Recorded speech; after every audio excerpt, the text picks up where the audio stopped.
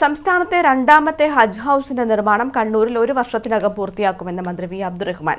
ഹജ്ജ് house നിർമ്മിക്കാനായി Kannur വിമാനത്താവള പരിസരത്ത് കണ്ടെത്തിയ സ്ഥലം സന്ദർശിച്ച ശേഷം മാധ്യമപ്രവർത്തകരോട് സംസാരിക്കുകയായിരുന്നു അദ്ദേഹം. ഈ വർഷം 4000-ഓളം തീർത്ഥാടകരാണ് കണ്ണൂർ വിമാനത്താവളം വഴി ഹജ്ജിന് പോകുന്നതെന്നും അവർക്ക് വേണ്ട എല്ലാ സൗകര്യങ്ങളും ഒരുക്കുമെന്നും മന്ത്രി വി അബ്ദുറഹ്മാൻ. ഉംറ യാത്രക്കാർക്ക് കൂടി പ്രയോജനപ്പെടുന്ന വിധത്തിലാണ് കണ്ണൂർ വിമാനത്താവള പരിസരത്ത് ഹജ്ജ് ഹൌസ് നിർമ്മിക്കുക. തീർത്ഥാടനമില്ലാത്ത സമയത്ത് മറ്റു പരിപാടികൾ നടത്താനുള്ള സൗകര്യവും കൂടി ഹജ്ജ് ഹൌസിൽ ഉണ്ടാകുമെന്നും അടുത്ത സാമ്പത്തിക വർഷത്തിൽ തന്നെ നിർമ്മാണ പ്രവൃത്തി ആരംഭിക്കാനാകുമെന്നും അദ്ദേഹം പറഞ്ഞു. വളർന്നു വരുന്ന ഏറ്റവും പ്രധാനപ്പെട്ട ഒരു എയർപോർട്ടാണ് കണ്ണൂർ എയർപോർട്ട്. അതുകൊണ്ട് തന്നെ ധാരാളം തീർത്ഥാടകർ കണ്ണൂരിൽ നിന്നും യാത്ര ചെയ്യാൻ ആഗ്രഹിക്കുന്നു. ഇത്തവണ 4000-ലധികം തീർത്ഥാടകർ കണ്ണൂരിൽ നിന്നും ഹജ്ജിന് പോകുന്നു.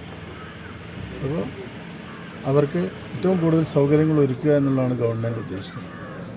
ഇവിടെ ഈ ഹജ്ജ് ഹൗസ് നിർമ്മിക്കുന്നതോടുകൂടി തന്നെ മറ്റൊരു കാര്യം കൂടി, ഉംറ പാസഞ്ചേഴ്സിന് കൂടി ഇത് ഉപയോഗിക്കാൻ കഴിയുന്ന രീതിയിലാണ് നമ്മൾ വിഭാവനം ചെയ്യുന്നത്. അപ്പോൾ എയർപോർട്ടിൽ നിന്ന് തന്നെ കൂടുതൽ ഉംറ യാത്രക്കാരെ സൗദിയിലേക്ക് അയക്കാൻ നമുക്ക് കഴിയും.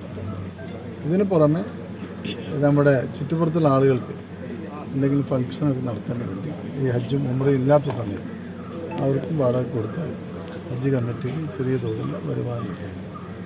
ഹജ്ജ് ഹൌസ് നിർമ്മിക്കാൻ കണ്ടെത്തിയ സ്ഥലം സന്ദർശിച്ച ശേഷം മാധ്യമപ്രവർത്തകരോട് സംസാരിക്കുകയായിരുന്നു മന്ത്രി.